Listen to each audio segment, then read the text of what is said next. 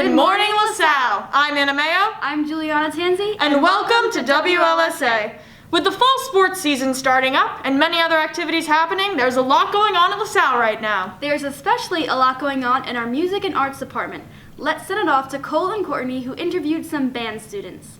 Hey everyone, it's Cole and Court, and today we're here with Colin White and Matthew Google. So, can each of you tell us what instrument you play and how many years you've been playing it, or how long you've been in band? In band, I currently play the French horn, and in the school band, I've been playing it for 3 years, but in reality, I've actually been playing it for 7 years total. And I play the flute, and I've been playing in school for 2 years, and in total, I've been playing for about 5.5 years. That's awesome. Matt, what made you decide to join band or got you interested in music in general? So I joined the band because it looked like a lot of fun, and I have always really enjoyed listening to music, so I thought it would be really fun and interesting to try and play it as well. Awesome.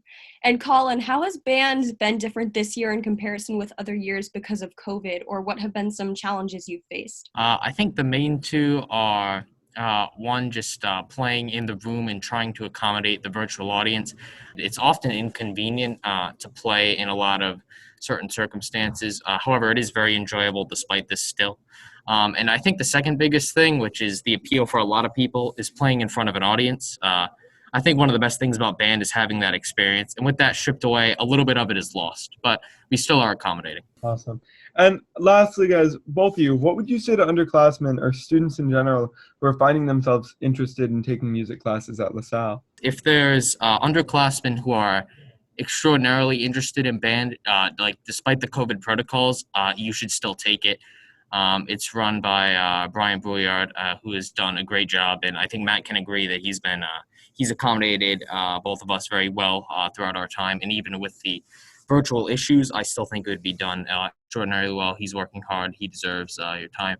And if some people are kind of interested in music, like they're not all the way, I think they should at least give it a shot and do it anyway, see what it's all about. I agree. If you're interested, just try it. That's the best advice I can give because it's a lot of fun. It does take a lot of practice and hard work, but I think in the end, if you put the time in and you really want to try it, it's a lot of fun in the end. That's awesome. Thank you guys so much for joining us today. Make sure if you guys are interested in taking band as a class next year that you contact your counselors or Mr. Brouillard with any questions. Back to you guys. Thanks, Cole and Courtney. Now, let's send it off to Gianni with an announcement about the Eye on the World segment. Hello LaSalle, today I'm here to introduce WLSA's newest segment, Eye on the World, which is a collaboration with the Our World 2021 Library Guide. In each Wednesday episode, I will share a special feature from the online resource. This is the third year that a team of volunteer student journalists have worked with the library to do real-life research and report on the challenges and successes of addressing the many forms of poverty and inequity. Over the next few weeks, you will see flyers in the halls with the LaSallian Eye logo and a QR code so that you can easily access the featured page. Another way to easily access the guide is by clicking the logo in the upper right-hand corner of the library website. You are invited to take the polls on the pages, and I will share the results. Stay tuned for more. Back to you guys. Thanks, Gianni. Now, it's time to find out what's happening in the world of sports. Welcome back for another sports wrap-up. Let's start off with some news. Girls indoor track. Congratulations! We got some state champs over here. 15 years in a row, can you believe that? Knowing our team, absolutely. Also, a huge congratulations to the girls ice hockey team who recently completed a three-peat. That's right. They swept the Barrington Mount Hope Portsmouth co-op team with a score of 6-1 in Game 1. And 8-0 in Game 2. Congrats to both of those programs. On a more somber note, several sports teams ended their championship runs this past week. Yes, unfortunately this is true. However, it must be added that our Rams gave it their all and left it all out on the playing field. And it is worth mentioning their accomplishments. 100%.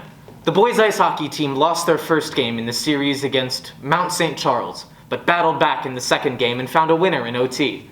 However, they were unable to see it through in the third game. The girls basketball team were unable to bring down Barrington in the quarterfinals despite a great season. And last but not least, both of our swim teams lost in the playoffs, but they had great seasons. I think we speak for everyone when we say we are proud of all of our student athletes, regardless of championship wins. Definitely. And we wish our winter sports all the best next year. With that said, some more of our sports teams are ready to begin their seasons, such as football, which has already started up practices. Next Tuesday, the 16th, there will also be a meeting for all girls interested in playing softball in the spring.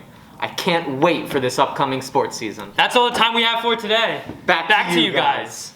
Congratulations to all our athletes on their great seasons. Now, let's hear some announcements. The LSA Aries Astronomy Club will be hosting a remote stargazing event this weekend, and the next information meeting will be on Friday, March 19th in room S238. At this meeting, there will be elections for the Aries Club Board, since the leading seniors will be graduating next year. All are welcome to join. There will be an important meeting for any girls who are interested in playing softball this spring on Tuesday, March 16th at 6 p.m. in the Athletic Center. Students and parents are both invited. There will be free open houses for those interested in the U.S. Naval Sea Cadet Corps on March 13th, April 10th, and April 24th at 1 Narragansett Street, Cranston, Rhode Island. For more information, use the link in the bulletin announcements. The Film Society will be hosting a screening of The Breakfast Club tonight at 7 p.m. For more information, contact Mrs. Saros or Gianni Diarbi. Well, that's all the time we have for today's episode. From everyone here at WLSA, I'm Anna Mayo. I'm Juliana Tanzi. Have a great day. And a better tomorrow.